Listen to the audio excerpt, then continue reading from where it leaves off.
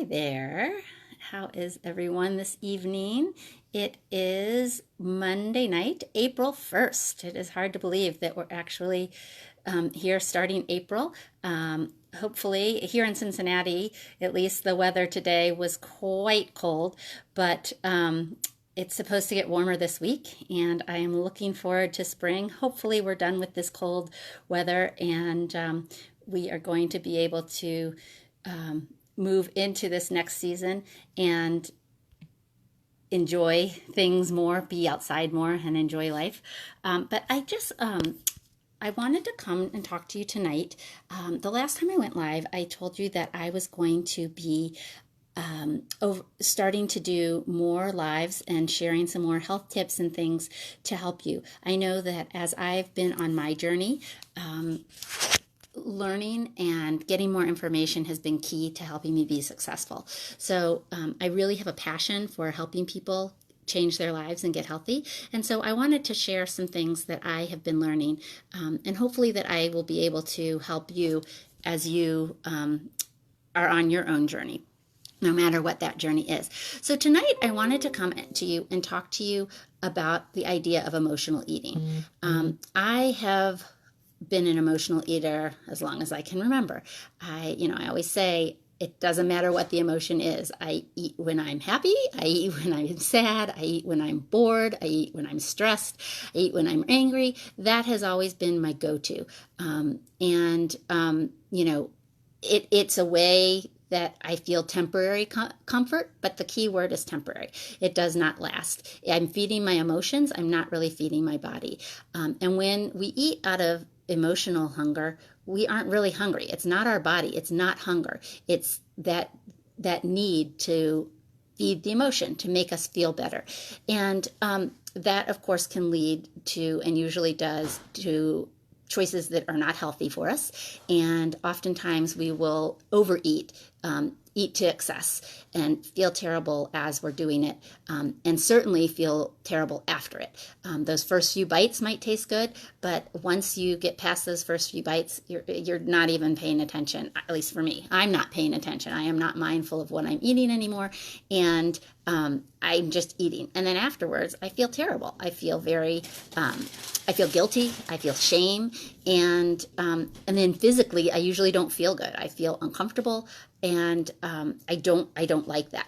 So thinking about ways to replace that's been something that I've really had to deal with a lot and really focus on a lot over the past couple of years while I've been on my journey to living a healthier life. So I wanted to talk to you about some things that you can do to help set yourself up for success and be able to fight off some of that emotional eating, which so many of us experience. The first thing is to make sure your house is packed with things that are healthy. Clean out your pantries. Get rid of temptations, things that you know are difficult, that you can't control yourself around. Get them out of there. And sometimes that is difficult to do, especially if you have other people who live in your house with you. My husband and son are here, and so it's not always possible for me to get rid of everything, but I do put things away because for me, if it's out of sight, it's out of mind. And if I don't see it when I open the pantry, I'm not going to reach for it. I won't usually go and search out things. But make sure that you have healthy snacks available to you. So things that are low calorie, things that are low fat, fresh vegetables are always great, just to munch on. Sometimes your body, you just want that crunch. So to pull out, to cut up some peppers and eat the peppers, or other healthy snacks. Those are really good tips. And make sure that when you go to the grocery store, you are looking for those healthy options, because I know for me, certainly I can't, if I don't have the options available, I can't even choose them. So I want to make sure that I have those things on hand.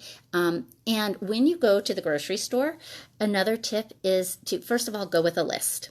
I know many of us, me included, I'm very impulsive when I'm at the grocery store, especially when I'm tired or if I'm hungry, if I'm emotional, if I'm feeling those emotions, if I'm stressed out about something, I'm much more likely to grab things that aren't healthy choices. So if I go with a list in hand, I stick to my list, I'm much more likely to make sure that I'm purchasing things that are going to be good for me, good for my health, and make sure that my house is stocked with those things for the future.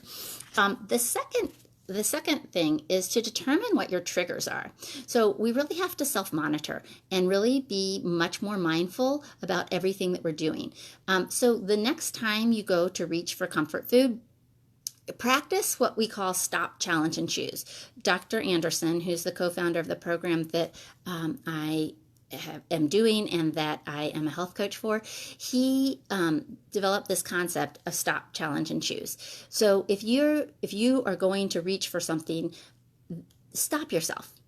Like physically stop yourself, mentally stop yourself, and say, what am I doing? So recognize what you're doing, and then challenge yourself and say, do I really want this? Is this really going to help me get to my goal, whatever your goal may be? And then make a choice. When I have used that strategy, and I use that strategy a lot, I most of the time say, no, I really don't want that. It is not going to get me where I want. It's not going to help. And then I think about what those other repercussions that I had talked about before might happen in terms of that guilt and that shame. And I don't want to feel that. And then just physically feeling bad. So I stop, I challenge myself, and then I make a choice. Being completely honest, there are times when I make that choice and I say, I'm going to go ahead and have it anyway. Hi, Marcia. How are you? Hope you're having a good night. And that's okay too, because I've made a conscious choice and it hasn't turned into that mindless eating, because that was something that I really struggled with for years and years, is that once I got started, I wouldn't stop and it became a mindless eating.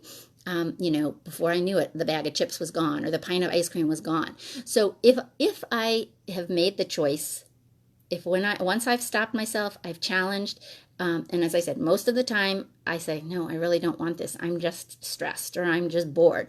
But if I do make that choice, then I've made it a mindful choice and I don't beat myself up about it. I don't feel guilty about it because I've made the choice and I know that what I was choosing, and it was a conscious decision. So thinking about what those triggers are and recognizing them are really important. And when you have those cravings, hi Irina, when you do have those cravings, stop and again, be mindful. Think about, really identify what you're feeling. Are you hungry? Is it physical hunger?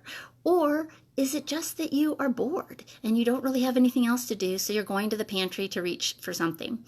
Is it that you are stressed out and you're trying to procrastinate? That's a big one for me. When I have a lot to do, and I have procrastinated and I know I need to get it done, I will put things off and I'll go back to the pantry or to the refrigerator and start to eat and snack on things just so that I can put it off longer.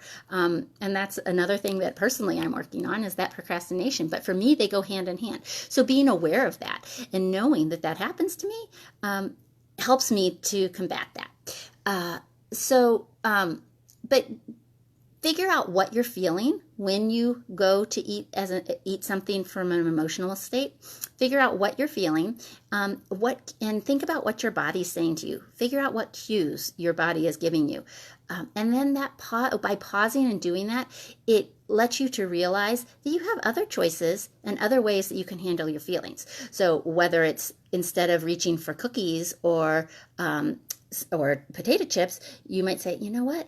I do want to crunch on something, but I am going to have some carrots, or I'm going to eat some celery, or I'm going to have a healthy snack, some nuts, a portion of nuts that I know is healthy, that might give me that same satisfaction, but it's on my plan, or it's something that I know is going to promote my health goals.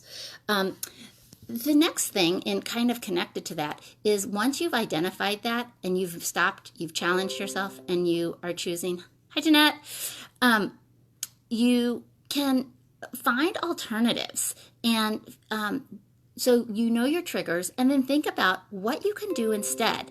So this is one of the behaviors that really promotes long-term health, because if you have alternatives and you've figured out, okay, I'm going to find a substitute for this. So instead of going for the going to the pantry or going to the refrigerator, I'm going to go take a walk. Okay, maybe you're feeling frustrated. Maybe you're bored. Go for a walk. Go out and do something. Call a friend and have a phone conversation, or somebody in your family, and just talk to them. One of my favorite things to do in the evening is to take a bath.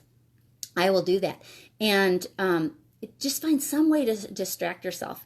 And back to that stop, challenge, and choose. A lot of times when I stop myself and I challenge, before I make that choice, I will say, I am going to go and do something else, have some other alternative. So again, whether it's taking a bath or calling a friend, or going for a walk.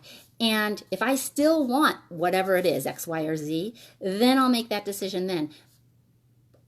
Almost always, 98% of the time, once I have gotten my mind off of that, hi, Francie. Once I've gotten my mind off of that, the emotion is gone. That initial sudden rush of emotion that I was eating for in the first place is gone, because I've distracted myself. I found something else to do, and then I don't need that. I don't need to feed that anymore, because that moment is past, and that really, really helps me. So finding something to distract yourself, and have a list of those things. What can you do when this happens? And it's so important to plan ahead, to think about this ahead of time, because when we're in the heat of the moment, we are not going to, it's very hard to make ourselves stop and really think it through, and identify that, or to think about what you could do instead, unless you're mindful. But once we're caught up in the moment, we just are going to go for it. So if you have a plan ahead of time, that strategizing is really, really important. The last thing that you can do to help yourself break the cycle of this emotional eating is to celebrate your success. So again, being mindful of what you're doing and of changes that you're making. And when you realize, wait a minute, I was feeling stressed, but I didn't go to the refrigerator. Or I was feeling stressed, I was feeling angry, and I didn't like what happened at work today. I started to go to the pantry and grab some chips, but I stopped myself. Celebrate that. Be proud of yourself, because that is going to increase your results. Having that motivation, feeling good, is going to help you continue that. And that's how changing those habits, it's one little step at a time. And our habits build on each other and get stronger and stronger, and becomes a true habit, and not just something you did at a one-time thing, a one-time example. So praise yourself. Do something fun, do something to celebrate in a healthy way, and you'll feel good about it. I just wanted to, I hope this has been helpful. And but if you have more questions, or if you want to know more about how you can retrain your brain, or other ways that you can combat emotional eating, I would be happy to help you. I'd be happy to talk to you, and give you some other strategies and some other ideas that might be helpful, or that would help you personally with whatever you're dealing with. So please reach out, because that's why I'm here. I really I feel grateful and blessed to be able to help people, and that's what I want to do. That's my passion. So I would love to help. If you have questions, please reach out, and I will be back later this week to share some other health tips with you. I hope everyone has a great night, and I'll see you soon.